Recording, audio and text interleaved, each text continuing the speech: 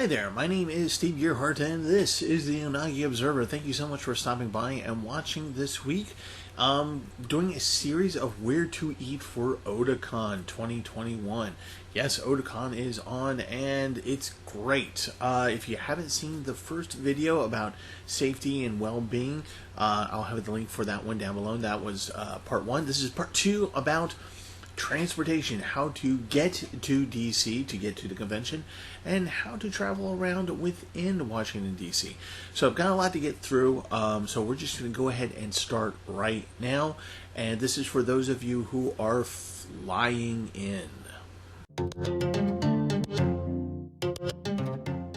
If you happen to live far enough away from Washington, D.C. that you need to fly in, you're probably going to come into one of 3 airports. It's probably going to be Dulles, Reagan, or BWI. All 3 of them have really good access to transportation services and access to public transportation. So one of the things that you're probably going to want to look at, if whichever airport that you're going to, is looking at their van shuttle service. Now, their van shuttle service can be very simple, where it just takes you to the closest public transit place, usually a metro station or an Amtrak/Mach train station. Some of them might actually take you to your hotel. You might have to pay for it, but that's worth the money, honestly. So that's a good idea to check out first. Another thing to check out is actually look at your hotel that you're staying at. Some of them, actually quite a few of them, offer those shuttle services. Sometimes it is included in the price of your room. Sometimes it's an additional fee. I would pony up the money. I think it's good. I think it's money well spent to do that. And for the following reasons. First of all, you're coming into Washington, D.C., which is not an easy city to drive around in, so you don't have to worry about that stress. Usually the van shuttle guys who drive them kind of know where they're going, particularly the ones that go from the airport to the hotel. They know the most direct routes. They're able to redirect should something, like if there's construction or an accident. So that stress level is taken away from you. You don't have to worry about that. Also, if you happen to have luggage, like something more than a carry-on and a backpack, like let's say you're cosplaying and you have a whole bag full of that stuff, that's kind of nice too. It's enough room to throw that stuff in there, and you don't have to worry about additional cab fares. Okay, that's another thing I'll get into here in a moment. So the next level of this is going to be Uber or Lyft. And, we all know what the Uber and Lyft are. Again, one of the advantages of those is you're driving in a city that you don't know. Let someone else worry about it. Your driver may not be as good at directions as a cabbie or a shuttle van operator, but they'll still get you to where you need to go.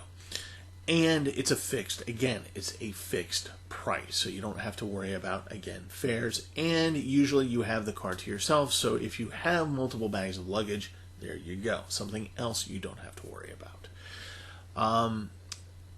In terms of paying for transportation, cabs I put at the bottom of the list because I don't really trust cabbies. They're not going to steal anything from you.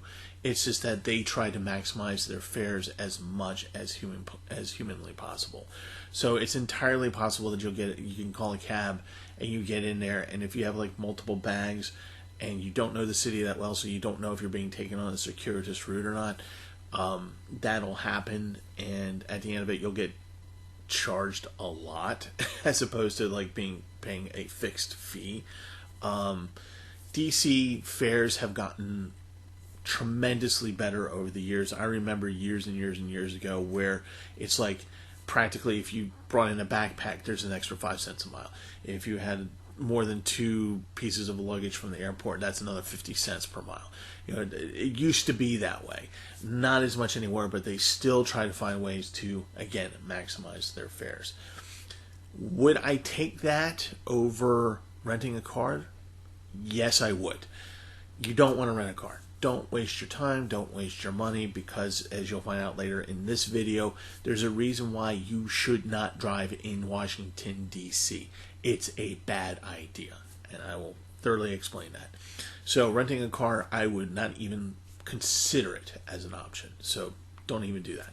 So those are your choices. So you can get a shuttle van service to public transportation like the Mach train, VRE, or Amtrak. You can take Uber or Lyft. These will be fixed fares, so you don't have to worry about that. And if worse comes to worse, you can actually get a cabbie that'll take you in. You might have to pay an exorbitant fee to do it, but again, there are certain things that you don't have to worry about, like driving in a city you don't know. That's very confusing, and it will take you 3 hours to get there because it's Washington, D.C. So if you're on a plane, those are your kind of your options. So let's go on to the next part of it and talk about trains and metro rail.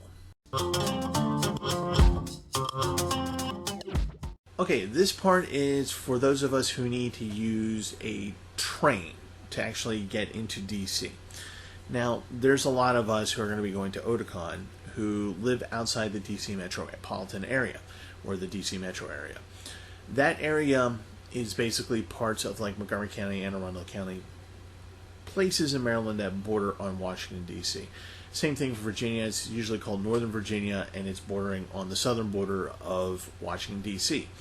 If you live in the D.C. metro area, then you have available to you the D.C. Metro Rail, which is what you will want to use. But if you live outside of that area and you don't want to drive into the city, which I strongly recommend that you do not do, don't drive there, then the train becomes a really good option.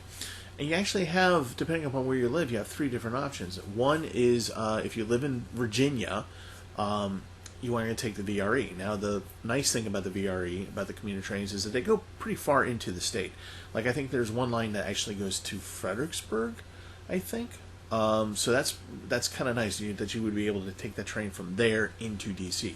For the Mach train, here in Maryland, again, it kind of goes pretty deep into the state. Personally, when I go into Washington D.C., like I'm going to do tomorrow to take a look at food places, I'll just be walking 2 blocks that way and getting on the train here at Penn Station and taking a nice 40-minute ride down to D.C. and wind up at Union Station. And that's the other thing, is that all these railroads end in DC at Union Station. I'll get to that in a moment. The third one that you might want to do in case you live outside of the area, or you know, like Maryland and Virginia, or maybe you don't have access to a commuter rail, and you have a lot of luggage to bring with you because you're a cosplayer, take Amtrak in. Amtrak is going to be more expensive, but not cost prohibitive like a plane ticket would be. And it's easier to bring on luggage. There is a luggage check-in, and there's carry-on that you bring on, just like an airplane. So I would navigate an Amtrak train as if it were an airplane in terms of your luggage. Commuter trains like the Mach and the VRE are harder, and I would really suggest that if you just have a small to mid-level size carry-on bag and a backpack, that's all you should really bring onto a commuter train. If you have enough luggage that it becomes a problem, the conductor may actually ask you to leave the train because it's impeding other riders. And again, a commuter train is just that. It's a commuter train, people just getting on there just to go back and forth to work, or maybe they're just going to the city for a day, whatever. It's just a commuter train. Whereas Amtrak is an actual travel train. Like, you know, it takes you from point A to point B, which might be 500 miles away. So those are things to think about. I'll have the links down below that you can check out and see what the rules and regs are, and you know which is good for you. Each rail line has each rail service has different lines. So, you know, like for example, Mach has 3 lines. I think VRE has 4 different ones. It kind of depends on where you live in the area. So I would definitely take advantage of riding the rails into Washington, D.C. Now, like I said, all points come to Union Station in Washington, D.C., which is good because there's direct access to Metro once you get off the train. You get off the train, you walk down the platform, you go into the doors, and to your right are signs that say, Metro, this way. And it really is right there. And we'll talk more about Metro in a bit. And in the next video, I'm going to show you how to get from the platform to the actual metro station itself.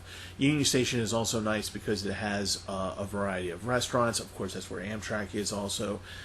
There is I think it's still there, a beer and wine store. So if you're over 21 and you get off the train and you decide that you want a six-pack for your hotel room, there you go.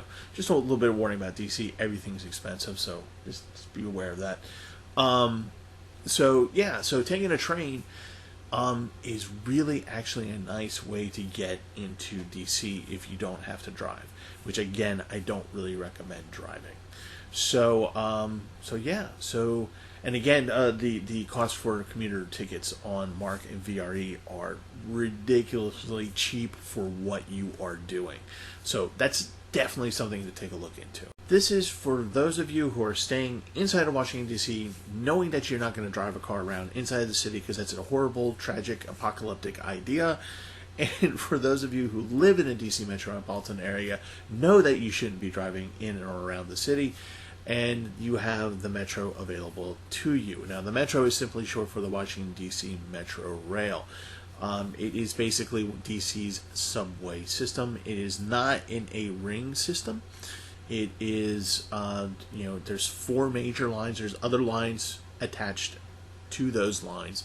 And they go from the center of the city out. So if you live in Northern Virginia, there are metro stations that will be available to you. If you live in like Montgomery County and places like that on the northern border of Washington, D.C., there are going to be metro stations available to you. So it's just a matter of just getting to the station and going into the city. The fares are reasonable, they're pretty cheap, and it is an excellent way to get around Washington, D.C. once you're there. Again, I cannot stress enough, don't use a car to drive around in D.C. Metro is probably your best choice. Buses are fine. Buses are okay. They're but they're buses. Take it for what you will. They do have a version of the Charm City Circulator here in Baltimore, which is called the Free Bus, which just basically you just get on and go wherever that line takes you.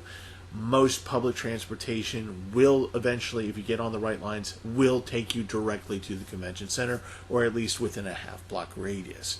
So that's really, really cool. And the benefit of using Metro is that there is a Metro Convention Center stop, which literally comes underneath the convention center itself. When you come up the escalators, boom, you're right in the middle part of the convention center, like on the outer doors. You will actually have to walk about a block and a half down and then turn the corner to get to the main entrance. But the point is that it puts you right there. So that's the other benefit of using the Metro. Now, when you are using the Metro, you're going to need one of these guys.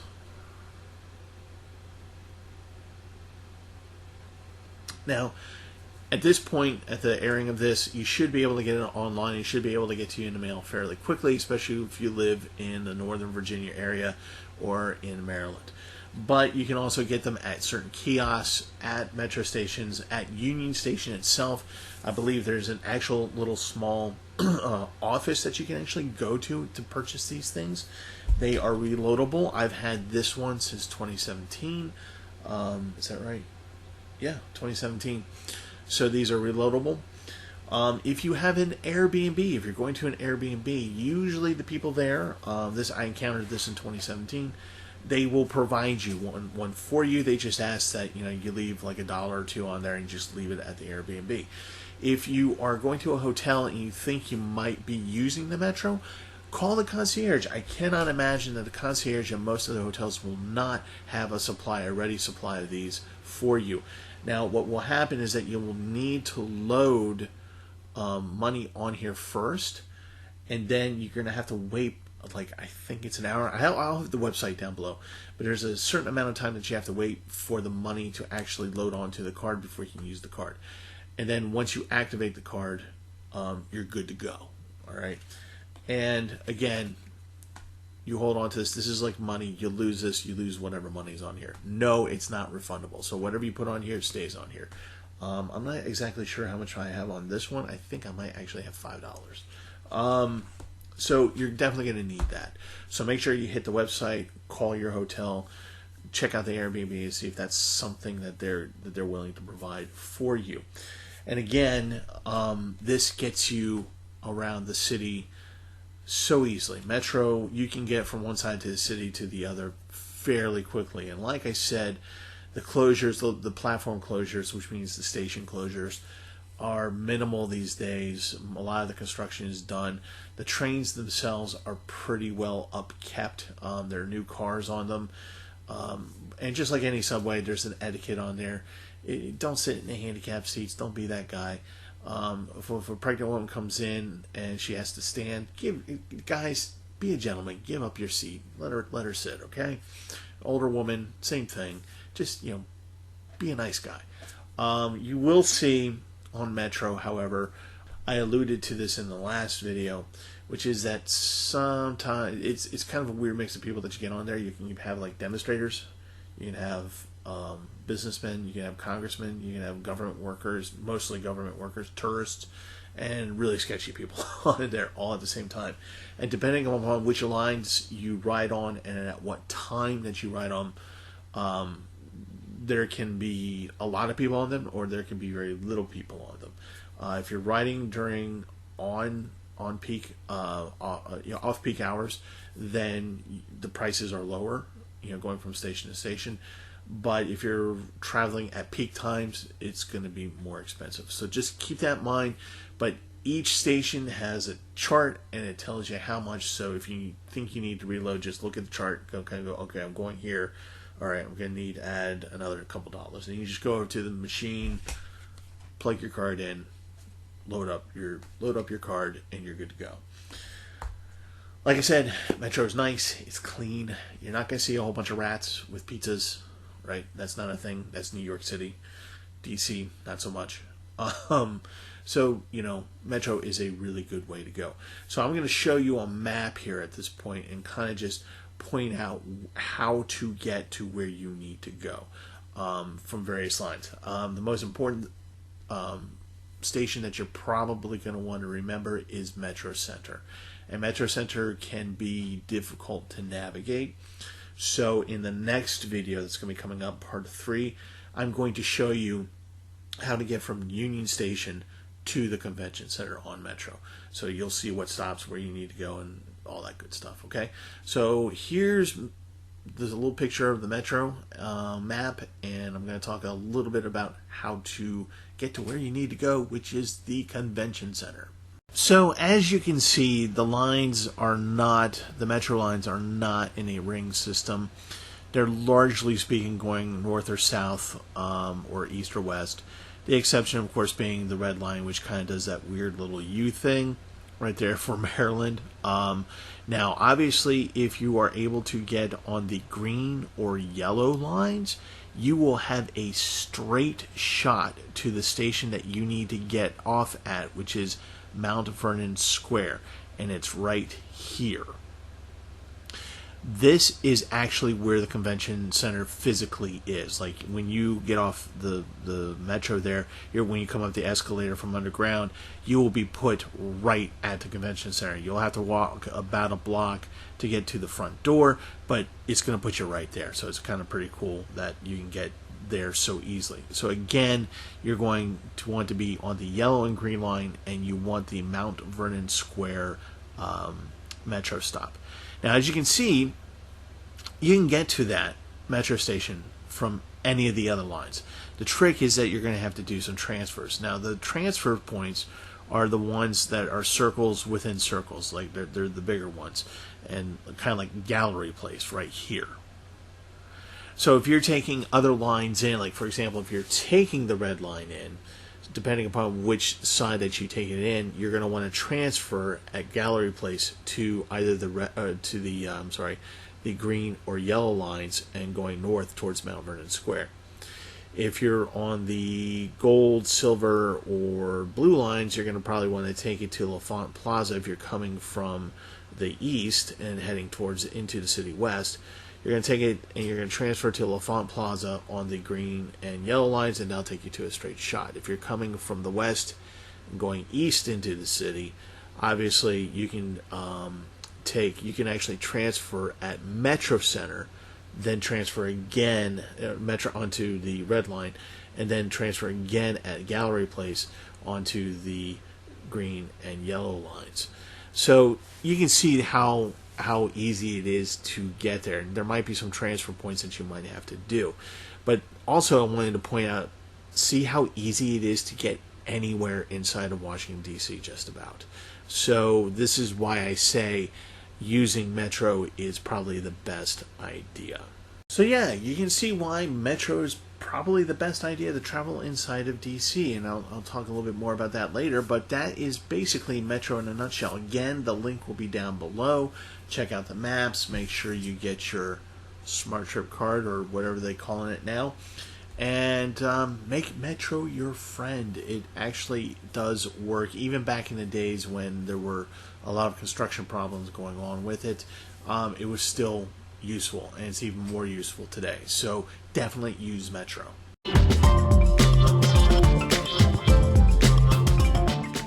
So at this point, you have heard me say over and over and over and over again, if you don't have to drive, don't.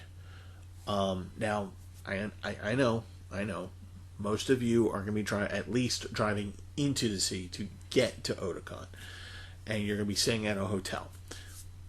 That's one thing. That's still problematic, but that's still better than thinking that you're going to be able to take your car into Washington, D.C. and use it to drive around, because you're not.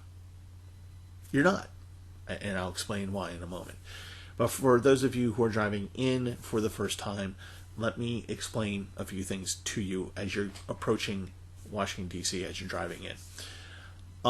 Washington, D.C., for those who don't know, has what's called a beltway that circles around the city. A couple other cities have it. Baltimore has one as well. And it's called 495 around Washington, D.C.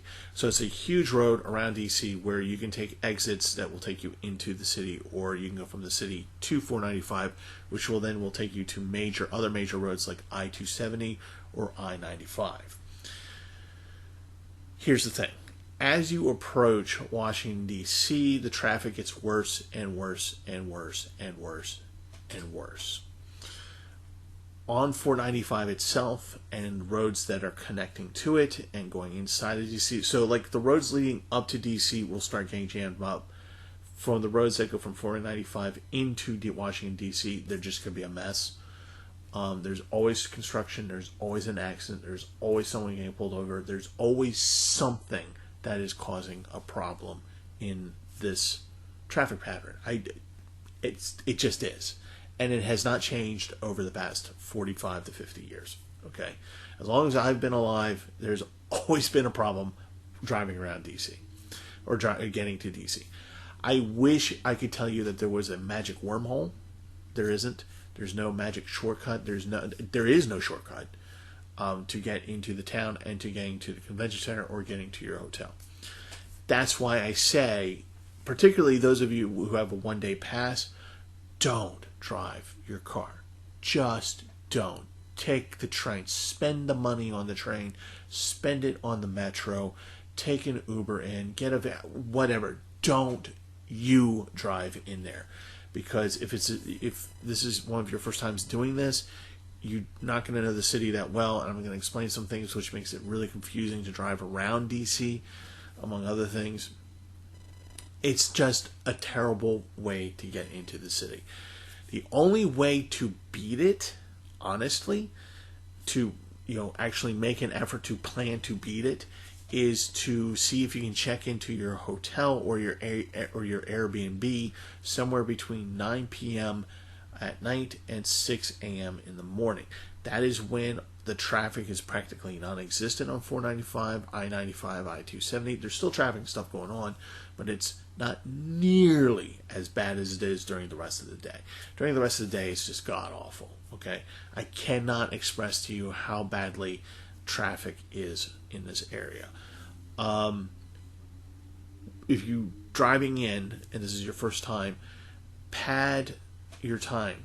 In other words, give yourself like anywhere from 1 to 3 hours but when something happens. Like the exit you wanted is closed because there's an accident or it's under construction and you didn't know. There's just so many people on the road that traffic is at a standstill. If you're at 5 p.m. and you're trying to drive into the city, good luck. You're going to be on there for hours, freaking hours. It is just a very hard thing to do. Now, once you get inside of the city and you're able to navigate your way to the hotel, if your hotel has a garage or a parking lot, use it. Do not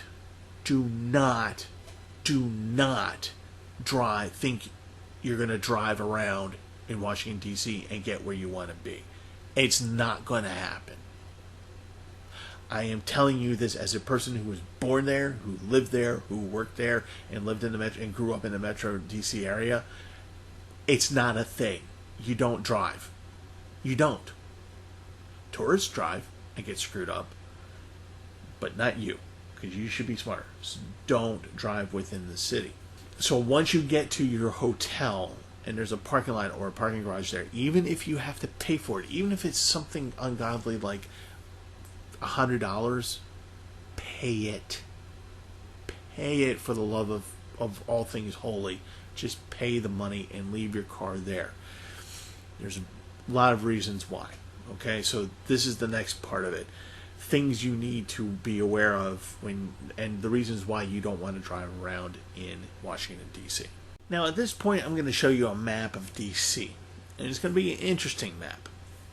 When D.C. was created, it was put into quadrants. You'll see what I mean. And I'm going to explain what those quadrants mean. Okay? So the first picture I'm going to show you is, again, a map of D.C. Then I'm going to show you a road sign that's in D.C. And I'm going to explain that road sign because that's how you're going to navigate the city. So let's start.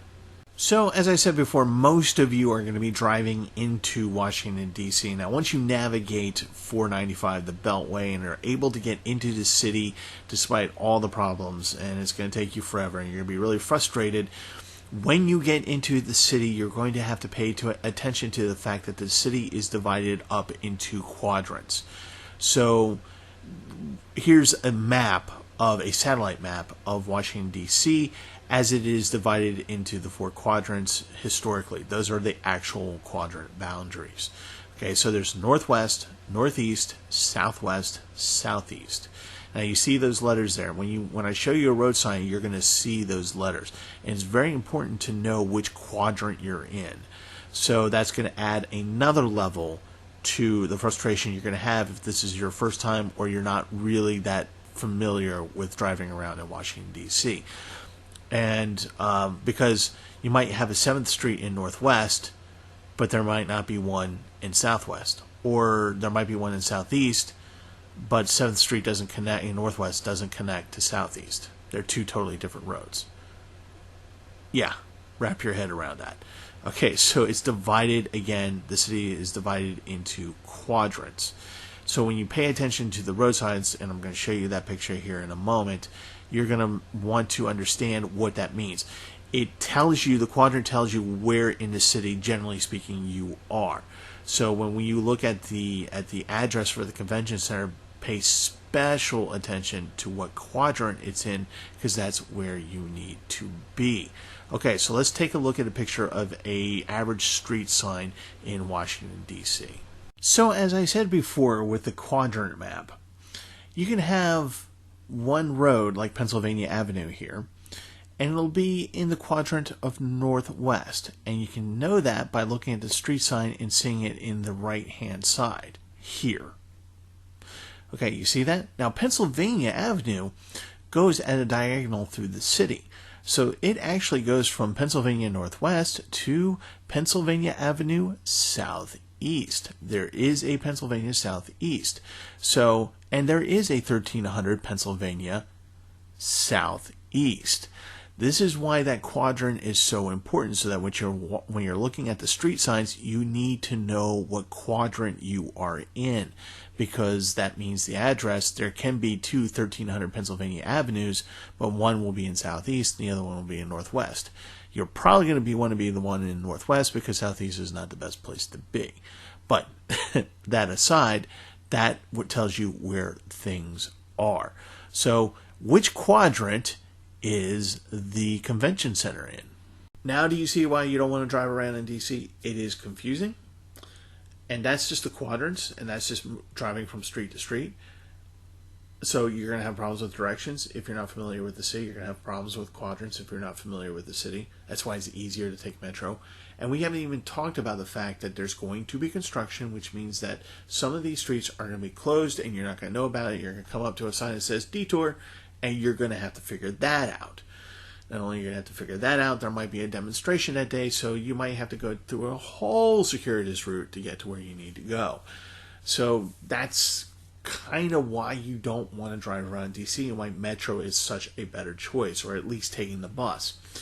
Now, there's some other considerations that you need to have, because there are some people who are like, well, I'm just coming in for Saturday, so I'll just drive my car in and park on the street and pay at the meter.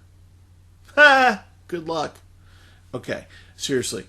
You're not going to be able to park close to the convention center because there's not a whole lot of on-street parking that makes it worth your while at the convention center. In other words, when you're at the convention center, are there parking meters? Yes, but you're talking like 1 or 2 hours max.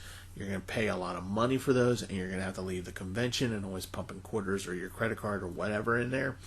And even if you're able to find on-street parking further out, there's still other things that you have to be concerned about. And also, it's not a whole lot of time. And you're going to have to leave the convention center to go out and put money in those meters. And this is all assuming that you can even get those spaces. You won't. You're not. Unless you're going to show up there at 4 a.m. or somewhere between 4 and 6 a.m. in the morning. Yeah, not going to happen for you. Sorry. Just isn't. Just don't even bother. And you go, okay, well, I'll go to a parking garage. You're in downtown Washington, D.C., one of the biggest, most popular capitals in the known world. Do you really think that if you show up at 9 o'clock Saturday morning, you're going to find a space in a parking garage? Do you really think that's going to happen?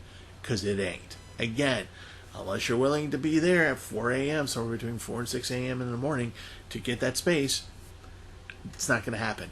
And then when you get in there, you're going to be like, okay, I'm going to pay $20 for the day. Try 45, try 50, 35 if you're lucky. Okay? So even if you do get a garage space, you're going to pay for it. Is it worth it? No. Because you might be able to find a garage parking space, but it won't be anywhere near the convention center. You're going to have to walk, and I'm going to talk about that in a moment. So, yeah, driving inside of Washington, D.C., not worth it. Far too expensive. And there's also the little factoids that, like I said, they're toe happy down there in that city. Any excuse. The signs are often contradictory. I mean, literally, there are signs there that will tell you one thing, and then there will be a sign below that contradicts the sign above it, and you go, well, what does that mean? And the cop will go, whatever I think it means. That's going to happen.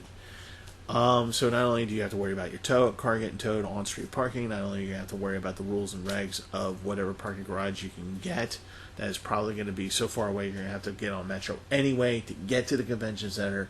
So you have that added cost. And then there's the little known fact that you're going to be near the White House, which means that anytime the president leaves, I love telling this story, anytime the president leaves and the motorcade goes, the Secret Service usually have a number of routes that they'd like to go down. They identify what those routes are, and tow trucks are sent out. And if there's any cars on those routes, doesn't matter if it's a residential, doesn't matter if it's downtown, doesn't matter where, they tow the cars so that they can just speed the president down through. This isn't a liberal or a conservative thing or a Democrat versus Republican thing. This is just how the Secret Service operates. So your car might just be arbitrarily towed anyway. So, on a residential street. So, where does your car go? Well, that's what you have to figure out. So, you have to start calling tow companies to figure out if your car is there. And then, you won't have to pay, but that means that you have to contact the services that had your car towed. you get the idea. So, is it worth it to drive around in Washington, D.C.? Absolutely freaking not.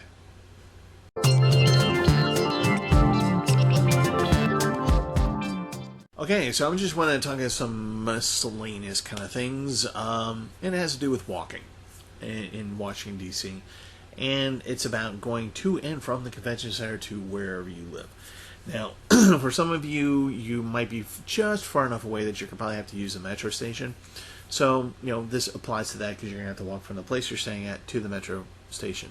That will take you actually directly to the convention center, which is great. Or you live in a hotel, staying in a hotel and having to go walk from the hotel to the convention center.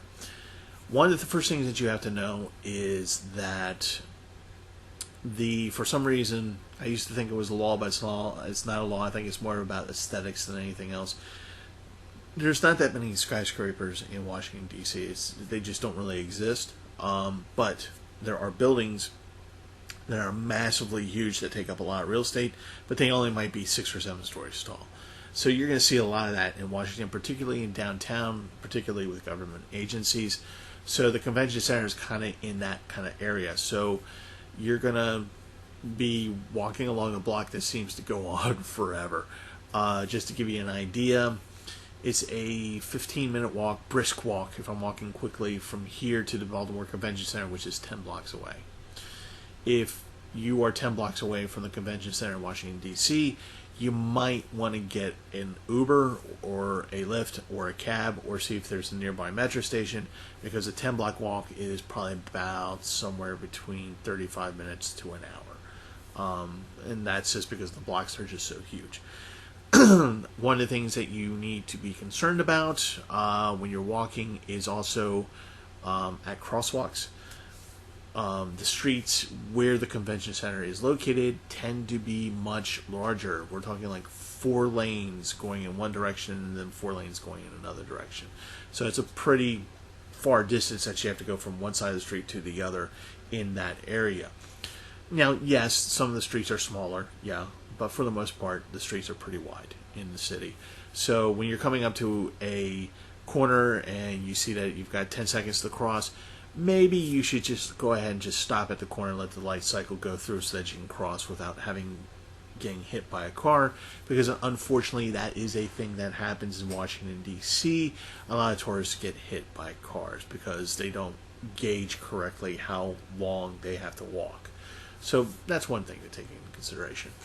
The other thing that you need to take into consideration about Washington, D.C. is that the people, they're not like New Yorkers where they'll get in your face. But people in Washington who work there and or live there are not nice people in terms of in public and getting to where they need to go. They look at tourists as obstacles, as things to be suffered. If you were to ask someone directions, you might get a response of, oh, seriously? Okay, this is what you need to do. So you're going to be like, am I imposing on someone? They're going to feel like you're imposing on someone. You're just asking for help. They'll give you the help, but they're going to make you feel bad for it just by making you feel like you're imposing on them. That's just a DC thing. You're just going to have to deal with that.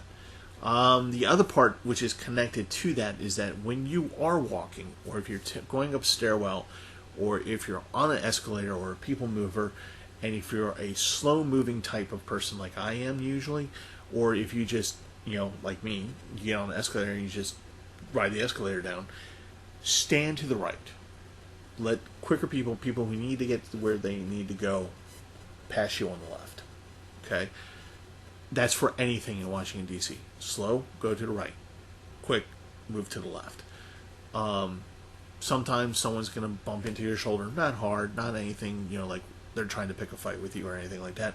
But it's going to happen, and they're not going to say, excuse me, they're just going to keep on going. It's kind of rude, but that's just how DC is. They have this sort of weird, self-inflated sense of self sometimes. but that's just something you have to deal with. But otherwise, one of the cool things about walking around in DC is you see many beautiful things. When I was, the last time I went to Otakon, which was in 2017, so long ago, I was in Airbnb where I had to walk a couple blocks to get to the metro station, the blue line to get, or not the blue line, green line to get to the convention center. And I believe it was the Franklin neighborhood. It's a beautiful little neighborhood. Walked by these wonderful little shops, wonderful little restaurants. There was a couple times where I picked up a little bit of food on the way in, and then you take that 5-minute metro ride to the convention center, and it was just nice. It was really nice. You get up at 8 o'clock in the morning, you just go and do that. It's very, very, very pleasant. It can be very pleasant. But again, this is during the summer, so as the day grows on, it's going to get hotter down there, it's getting more humid, so make sure you stay hydrated. So we're going to wrap this up. So I hope that has given you good information on how to get to Otakon and how to navigate Washington, D.C. once you're there. Just some tidbits and information on that. So if you got any more questions about those kinds of things, let me know down below here on YouTube. If you're watching this from the Otakon BBS, just shoot me a question there. I'll try my best to answer it. Next video is going to show how to get from the train platforms at Union Station to the metro, and using metro to get to Otakon. I'll show you what you need to do there. Also going to show you the most important part, which is where to find food. Food, grocery stores, pharmacies, all that good stuff. Hopefully show you that. Hopefully I'll get a chance to go down tomorrow to take pictures and things like that and get that done for you guys. And that'll be it for Where to Eat for Otakon 2021 next week. This upcoming Saturday, we are doing at Anime Archaeology for the Weekly Dig, episodes 5 and 6, I believe, of Serial Experiments Lane. A very confusing show, but a very good show. Actually, no, we're not doing that. We are doing a review of the summer 2021 anime. So please check on by, see what we think about what we watched, and go from there. Okay. So again, thank you so much for watching. Again, where you need to, please social distance, wear your mask. If you haven't been vaccinated or fully vaccinated, please do so, because wouldn't it be great if we all were able to meet each other in person? That would be so awesome. And also, don't forget, next month, Digital Sushi, because we're over 200 subscribers, so you guys get Digital Sushi next month. Isn't that going to be great? All right, cool. So after Otakon, we're going to do that.